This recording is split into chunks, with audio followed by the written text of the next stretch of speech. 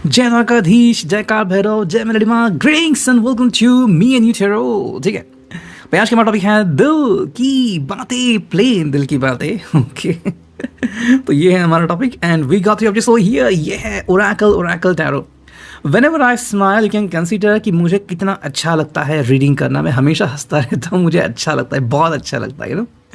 ये जो ऊर्जा है बहुत ज़्यादा कनेक्ट होती है मुझसे and I really prefer this. ठीक है, and that's what goes on. तो ये मेरे लिए काफ़ी इंपॉर्टेंट है। तो चलो भी रीडिंग स्टार्ट करते हैं कि भाई दिल की बातें क्या निकल के आ रही हैं। कुछ ऐसी बातें जो आपसे छुपी हुई हैं, कुछ ऐसी बातें जो आप जानते हैं लेकिन मानते नहीं हैं। ठीक है, so let's connect to it. ठीक है, पहले लेते हैं ये टेरो और अब करते हैं इसको shuffle. Here we go and let's connect to it. Okay, 1 2 3।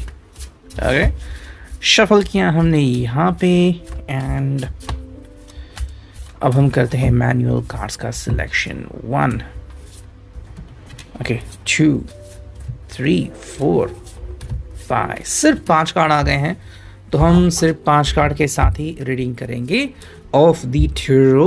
Okay, चलो मैं यहाँ पे कार्ड प्लेस करता हूँ।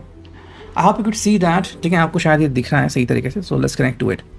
देखो, ये पहला कार्ड है page of cups, Cancer Scorpio Pisces का। एंड हम अगर इस कार्ड की तरफ नज़र उठाते हैं तो हमें क्या दिखता है? ओके ये काफ़ी इंपॉर्टेंट है। चलो आज से एक थोड़ा सा चेंज करते हैं कि हम पहला और लास्ट का भी कार्ड देखेंगे। ठीक है, जस्ट फॉर अ चेंज देखते हैं। लास्ट का कार्ड आ गया है कि भाई 5 ऑफ पेंटिकल्स। वाओ, तो क्या है डिफरेंस इन दोनों में और कैसे हम लिंक बनाते हैं? Let's connect to it. देखो, ये पेज ऑफ कप्स यहाँ पे आ गया है, यानी कहीं ना कहीं पे कैंसर स्कॉर्पियो पाइसिस की बहुत ज़्यादा इमोशंस की अटैचमेंट है। ठीक है, आई थिंक ये पर्सन अपने आप को थोड़ा सा हाइड एंड सीक कर रहा है, यानी कि अगर आप उससे मिलना भी चाहे तो थोड़ा जज्बाती होगा ये पर्सन और शायद नहीं चाहेगा कि वो अपने जज्बात आपके सामने प्रकट करे। ठीक है, उसके अपने इश्यूज हो सकते हैं। शायद वो नहीं चाहता कि इतनी जल्दी वो सरप्राइज़ आपके सामने हो, कि अगर उसने आपके लिए कुछ प्लान किया है, फिर चाहे आपका बर्थडे हो या फिर कहीं ना कहीं उन्होंने कुछ प्लान किया कि कोई पार्टी करेंगे या फिर कुछ समथिंग जो उन्होंने ख़रीदा है आपके लिए, जो है वो ड्रेस हो, कोई चीज़ हो, वो आपको देना चाहते हो, तो ये भी उनके लिए काफ़ी इम्पोर्टेंट होता है। लेकिन कई बार जब इंसान भावनाओं को कंट्रोल नहीं कर पाता तो वो चीज़ें बोल देता है सामने, और वो चीज़ें हमें यहाँ पे दिखती हैं। हालांकि ये सिर्फ आशंका है और कुछ नहीं। लेकिन पेज ऑफ कप्स में ये पर्सन बहुत ज़्यादा एक्साइटेड दिख रहा है। ओके, यानी कि भाई इमोशंस तो बहुत गहरे हैं, लेकिन जैसे मैंने कहा कि अब इमोशंस को कंट्रोल करना है। लास्ट का जो कार्ड है 5 ऑफ पेंटिकल्स, ये वही बता रहा है कि ये बिल्कुल नहीं चाहता कि आपका अंत ऐसा हो दोनों का। ठीक है, ये सिर्फ एक दिन का भी व्यू आउट हो सकता है। जैसे कि मान लो इन्होंने कुछ बातें की, आपकी साथ बातें नहीं बनी, शायद आप गुस्सा हो गए और अपनी फ़ोन पटक दिया। ठीक है, फिर रख दिया, चलो अब तो पटकने वाला ज़माना नहीं है, बट दैट इज़। तो ऐसे में आप क्या करोगे? ये बहुत इंपॉर्टेंट है कि कई बार लगता है ना कि फिर, क्योंकि पेंटिकल्स मतलब आ गया Taurus, Virgo, Capricorn, total non flexible science. एक बार तय कर लिया तो तय कर लिया, तो अगर आपने तय कर लिया कि नहीं बात करनी उनसे दिन भर, तो नहीं करेंगे। तो that is something which you need to understand कि भावनाएं इस व्यक्ति के लिए अभी काफ़ी इंपॉर्टेंट है। एंड शायद वो बहुत सुनहरे सपने देख रहा है। ये सपने सिर्फ आज के नहीं, कुछ 2 साल के बाद के, 10 साल के बाद के भी हो सकते हैं। कई लोगों को लगता है कि भाई मीठा मीठा प्यार हो गया तो चलो कहीं पे घूम के आते हैं, बट ऐसे भी ख्याल होते हैं कि 10 साल बाद जब आप किसी रिश्ते में होंगे, आपका एक अपना घर होगा, व्हाटएवर, उस वक्त अगर आप क्या करोगे स्पेशल, तो ये भी कहीं ना कहीं की ज़िंदगी में हो सकता है, मेरे हिसाब से जो मुझे अभी लग रहा है आपको बता रहा हूँ। ठीक है, सेकंड जो कार्ड है वो है चैरियट, एंड ये कार्ड मेरी बात को बिल्कुल सपोर्ट करता है। ठीक है, कैंसर यानी कर्क राशि का साइन है एंड इसमें भी कैंसर आ गया, तो ये वाटर साइन ही है भाई। चैरियट का मतलब है कि ये पर्सन अपने इच्छाओं का दमन नहीं करना चाहता। ठीक है, मे बी अगर आपने उनको कहा है कि फ़िलहाल कुछ ऐसा नहीं करना है, चाहे एडवेंचरस हो या फिर कुछ और हो, तो ये एज अ कपल शायद कुछ चीज़ों को टाल रहे हैं फ्यूचर के में। ठीक है, लेकिन अब ये उनके कंट्रोल के बाहर जा रहा है, तो इसीलिए शायद वो कहीं ना कहीं डायरी में लिख रहे हैं या फिर अपने किसी फ्रेंड के साथ कम्युनिकेट कर रहे हैं।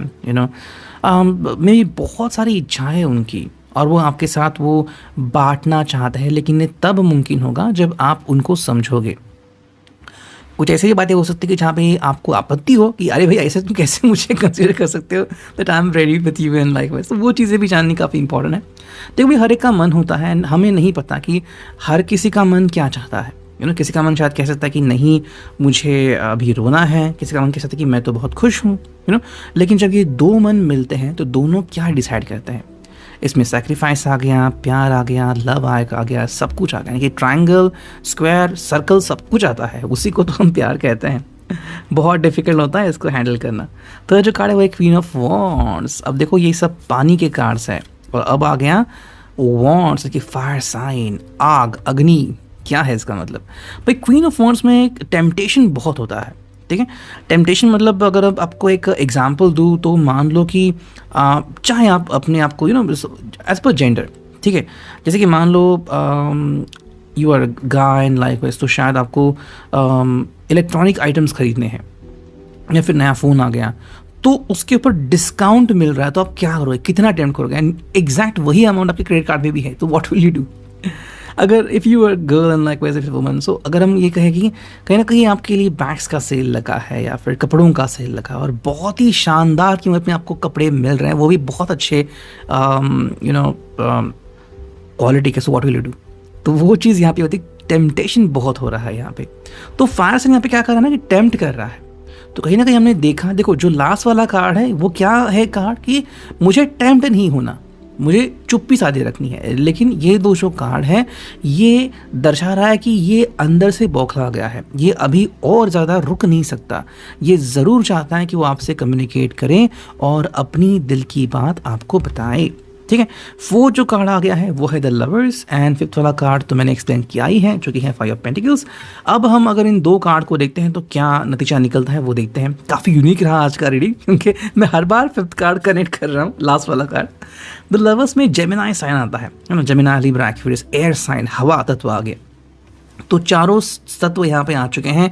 पहले पानी आया, फिर अग्नि आया, फिर अभी यहाँ पे हवा आई और फिर हमें ज़मीन दिखी, मिट्टी तत्व। तो लवर्स का मतलब है कि ये पर्सन एक्चुअली काफ़ी खुश है आपके साथ। ठीक है, अब आप इसका मतलब कैसे लेते हो वो आपके रिश्ते के बुनियाद के ऊपर डिपेंड है। ठीक है, किसी के हिसाब से लवर्स का मतलब है कि आप everything is fair in your life, या फिर आप दोनों हर चीज़ कर चुके हो। और किसी के हिसाब से लवर्स का मतलब है कि जो मीठी मीठी बातें होती है, चुप चुप के मिलना, little bit hugs and kisses, एक दूसरे को खत लिखना, हाँ वो एक्साइटमेंट होती है। मान लो किसकी शादी हुई और एक्साइटमेंट कभी हुई ही नहीं, तो क्या होगा, है ना? तो प्यार अलग हो जाएगा। तो ये नहीं चाहते ऐसा हो। तो कहीं ना कहीं जिस तरह का आपका रिश्ता है आप उस तरह से यहाँ पे कनेक्शन बिठा सकते हो। द लवर्स में यहाँ पे ये एक्चुअली आपसे बहुत ज़्यादा उत्तेजित है, कनेक्टेड है, एंड उसको बहुत अच्छा लगता है कि भाई you are connected to them. तो बात यहाँ पे आती है कि क्या आप यही कनेक्शन मेंटेन कर सकते हो फ्रॉम योर एंड? ओके, एक सीरीज़ देखी मैंने, स्ट्रॉन्गेस्ट डिलीवरी मैन, जो कि नेटफ्लिक्स पे है, आप भी देख सकते हो, काफ़ी अच्छी सीरीज़ है। तो उसमें कैरेक्टर है, ठीक है, लड़की का, एंड वो अपने मतलब जो उसका लवर होता है, वो उसका फ्रेंड भी है, तो उसको हमेशा वो कुछ ऐसे बोलती है कि एक म्यूज़िक बजता है ऐसा कि सस्पिशियस वाला, but when she does that it means कि हाँ वो हंसने का टाइम है, या फिर कहीं ना कहीं पे वो ऐसा टाइम है जहाँ पे यू शुड चीयर अप। तो यू कैन नॉट इमेजिन कि सामने वाला व्यक्ति एग्जैक्टली अभी क्या चाह रहा है। अगर लड़की हो तो आप अंदाज ही नहीं लगा सकते कि वो क्या सोच रहे हैं। Maybe the person want to kiss you, लेकिन ऐसा चाहता रहा है कि मुझे कुछ भी नहीं चाहिए, तो ये भी बात होती है। तो ये समझना, ये पहले इम्पॉर्टेंट है। और जो हमने फाइनल कार्ड देखा है उसका तो मैंने बता दिया है कि कहीं ना कहीं पे ये नहीं चाहते कि ये जो रिश्ता है, चाहे वो एक दिन के लिए हो या फिर कुछ चंद लम्हों के लिए हो, रुइन ना हो। यही उनकी ख्वाहिश है। अब देखते हैं सेकंड ओरेकल से हमें क्या रीडिंग मिलती है। चलो देखते हैं क्या रीडिंग आता है। कुछ सेकंड्स के लिए होल्ड करते हैं। ओके, तो अब देखते हैं हमें क्या रीडिंग मिलती है। चलो करते हैं शफल। दिल की बातें के लिए इतने सारे कार्ड्स आ गए हैं, 3। एक और कार्ड अगर मिला तो, वरना हम 3 ही कार्ड लेंगे। ठीक है, चलो तो 3 ही कार्ड आ गए तो हम उसी को लेंगे। देखो वो क्या कार्ड है, मैं पहले ही बता देता हूँ। पहला जो कार्ड है वो है जॉय, ठीक है। अब जॉय का मतलब है कि इस पर्सन को आपके चेहरे पे जॉय देखना है, लेकिन सिर्फ यही नहीं, वो खुद भी एंजॉय करना चाहता है, ठीक है। यानी कि वो पल कि जो आपके साथ समय बिता रहे हैं एंड आप दोनों ही खुश हैं। अगर आप एक दूसरे से मिल नहीं सकते हैं तो एटलीस्ट आपसे कम्युनिकेशन करना चाहते हैं। अगर ये भी मुमकिन नहीं तो कहीं ना कहीं पे आपका फ़ोटो लेके तो आपसे बात ज़रूर कर सकते हैं। सेकेंड जो कार्ड है वो है faith, and that is very important. अगर आप दोनों ही इस बात को मानते हो फेथ, तो कहीं ना कहीं आपका रिश्ता बहुत ही सिक्योर है, पवित्र है, ठीक है। यानी कि यू कैन नॉट एक्सपेक्ट कि आपके सिवाय भी कोई और व्यक्ति है इनकी ज़िंदगी में। तो अगर विश्वास है तो हाँ, ये व्यक्ति टोटली ऑनेस्ट है आपके साथ, और वही ऑनेस्टी आप भी दिखा रहे हो। मैं ये नहीं कह रहा हूँ कि टेम्पटेशन नहीं हो रहा है, टेम्प्ट हो रहा है। यू नो, टैरो में टेम्पटेशन का कार्ड आ गया था, लेकिन वो क्या था कि आपको एक दूसरे के प्रति जो भावनाएं उत्पन्न होती हैं, आप उनका क्या करोगे, वो टेम्पटेशन है। लेकिन हमें यहाँ पे क्या दिखता है टेम्पटेशन, कि आप एक दूसरे को और भी ज़्यादा भरोसा करते हो एक दूसरे के ऊपर, और वही बात काफ़ी इंपॉर्टेंट है। थर्ड जो कार्ड है वो है कन्फ्यूजन, एंड इस बात का नतीजा ये निकलता है कि आप दोनों ही डिसाइड नहीं कर पाते कि भाई नेक्स्ट मुझे क्या करना है, and that is very important. जैसे कि मान लो कि आपको लगता है कि हाँ मुझे तो अपनी बात सामने रखनी, लेकिन ये ऐसा कुछ बोलते कि आप कंफ्यूज होते हो, अब मैं इनके ऊपर क्या काउंटर दूँ, क्या बोलूँ मैं तो कहीं ना कहीं ये बात भी यहाँ पे आती है जहाँ पे आप खुद नहीं समझ पाते कि अब मुझे क्या बोलना है। थर्ड ओरेकल देखते हैं यहाँ पे, यानी कि थर्ड ये साइन, कुछ सेकंड के होल्ड करते हैं, देखते हैं हमें क्या रीडिंग मिलती है। कुछ कार्ड मिलते हैं या फिर हमें ये मैन्युअली चुनने होंगे। Let's look for that. Fifth हो गया, और चलो अब देखते हैं मैन्युअली हमें कौन से कार्ड मिलते हैं। पहला कार्ड आ गया, दूसरा आ गया, तीसरा आ गया, और एक चौथा आ गया, ठीक है। तो 4 कार्ड हमें मिल चुके हैं। तो यहाँ पे मैं सारे कार्ड पहले स्ट्रेट कर लेता हूँ। चलो, पहला जो कार्ड है वो है पैसा। तो जैसे कि हमने देखा था टैरो में भी जो टेम्प्ट कार्ड आ गया था, मेरे हिसाब से वो टेम्प्ट कार्ड अभी तो हो रहा है, क्वीन ऑफ वॉन्ड्स। तो हाँ, मनी रिलेटेड टेम्पटेशन हो रहा है कि मैं बहुत ज़्यादा पैसे खर्च करूँ, या फिर आपको लेके वो कहीं दूर जाना चाहते हैं, या फिर जस्ट मान लो कि आप ताज के बहुत नज़दीक हैं और वो चाहते हैं कि चलो भैया आज ताज जाते हैं, चाहे चाय 300 की पड़े 500 की पड़े, मैं तुम्हें चाय पिला के रहूँगा ताज में तो वो चीज़ यहाँ पे आती हैं। सेकेंड जो कार्ड है वो है कर्जा। ना कर्जा यहाँ पे इसलिए आया कि यहाँ पे 2 टाइप के हमें कर्जे दिख रहे हैं, ठीक है। हालांकि हर एक के लिए अलग अलग हो सकते हैं। जैसे कि अगर हम इसकी बात करें तो पहला कि क्या वो EMI से परेशान है या फिर उसको लग रहा है कि मुझे लोन लेने की ज़रूरत है, ये हो गया पहला। दूसरा कर्जा आपका उनके ऊपर उधार है, आपने जो उनके लिए किया है वो कभी भूल नहीं सकते। अगर हम हालांकि आपके लिए देखें तो शायद आपके ऊपर अपनी फैमिली का कर्जा होगा कि फैमिली ने जिस तरह से जिस संस्कार से पाला है, संस्कारों के थ्रू पाला है, आपको वो संस्कार बिल्कुल भी तोड़ने नहीं है। ये होगी पहली बात। और दूसरी बात कि जो ये चाहते हैं आपसे और जो इन्होंने आपके लिए किया है वो भी तो एक कर्जा बन चुका है आपके लिए। तो कौन सा कर्जा आप पहले चुकाओगे ये आपको खुद तय करना पड़ेगा। थर्ड जो कार्ड है वो है बेहतर रास्ता, एंड जो फोर्थ कार्ड आ गया है वो है खुलासा। अब इन दोनों का मतलब यही है कि कहीं ना कहीं पे ये समय आ चुका है जहाँ पे आपको एक चुनाव करना होगा। यस, आपको ये पर्सन ऑलरेडी चुनाव कर चुका है, लेकिन हाँ आपसे उम्मीद ये लगा रखा है।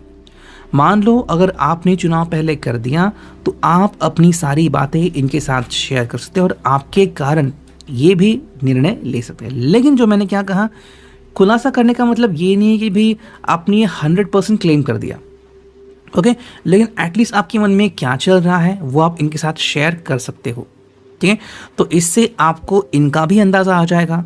एंड मोस्ट इम्पॉर्टेंटली, अगर ये पर्सन कहीं ना कहीं कुछ किसी गलत फहमी का शिकार है या फिर कुछ गलत डिसीजन लेने वाला है तो आप उसे तुरंत रोक सकते हो।